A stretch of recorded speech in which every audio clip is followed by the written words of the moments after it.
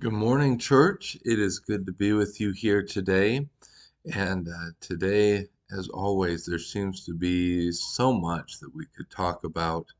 And if we just had hours, we could probably get through it all and work through all the interesting questions that might come up. But a couple things I want to highlight in our brief time together here this morning.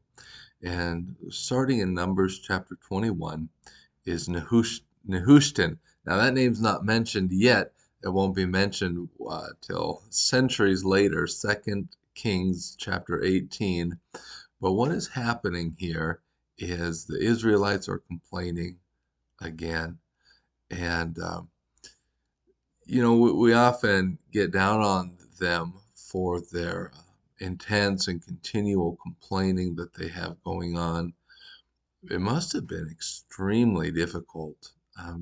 At this point, they had to have been fearful to come against Moses. It had to have been a frightful thing to speak out.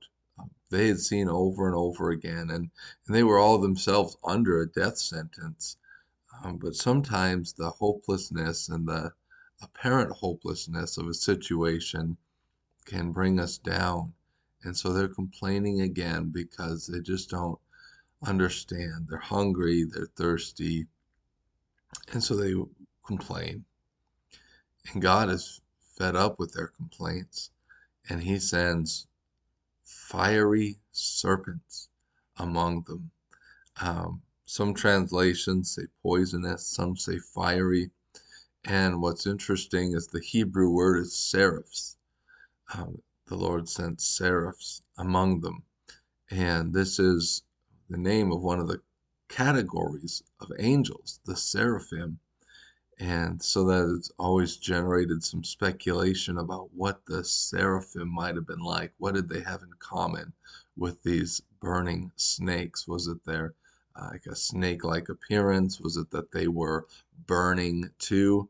And what was burning about the snakes? Was it the poisonous bite? Were they actually semi-divine things, these actual snakes of fire that went out? Um, the text itself isn't exactly clear on all these details, but what we do know without a doubt is that it was intense, and the agony and the death that was being caused was intense and it was real. And God gave Moses, I would say, the most bizarre command to date to build a bronze snake on a pole and to set it up, and so that the people who looked at that could be healed from their bites. This kind of thing is never repeated anywhere else. To have an object that's other than God that they look to receive healing, and uh, this bronze snake on a pole eventually becomes, they name it Nehushtan, and they worship it for centuries. It becomes an idol for Israel until eventually King Hezekiah tears it down in his attempt to bring Israel back to the one true God. What's really interesting about this, though, is that Jesus himself relates himself to this snake. He says, "You're going to have to look to me," as they look to that bronze snake to be healed. He's going to be lifted up, and you'll have to look to him.